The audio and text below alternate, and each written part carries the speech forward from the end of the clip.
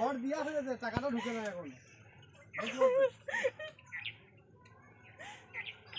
কালকে ডাক্তার দেখানোর জন্য আমি 5,000 টাকা দিয়ে চললাম, কিছু মনে করেন না। পরে আবার দেখবো অন্যভাবে সাহায্য হয় কিনা। অমনি করে আমি ফের দেখবো। ঠিক আছে কথা বলতে দিন, হ্যাঁ করেন না, কথা বলতে দিন।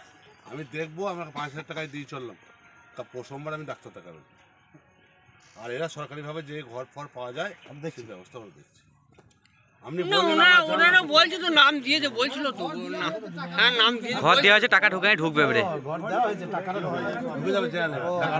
হ্যাঁ ওরা নাম দিয়েছে, আমি আস্তে আস্তে মারছে তো টাকা। হ্যাঁ আপনার আপনি এটা ডাক্তার দেখান, পরে আবার যখন ডাক্তার ডেট হবে কথা হবে, আমি থাকবো না কথা।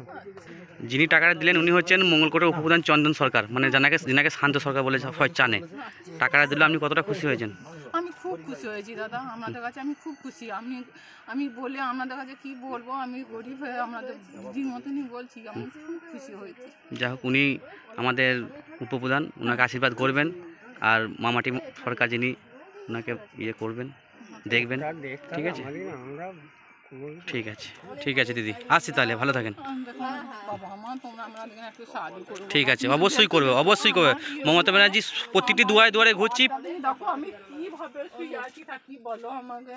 মমতা ব্যানার্জি প্রতিটি দুয়ারে দুয়ারে ঘুরতে হবে, প্রতিটি মানুষের যেখানে যা অসুবিধা আছে মমতা ব্যানার্জি দেখবে। ঠিক আছে, ধন্যবাদ, রাখছি।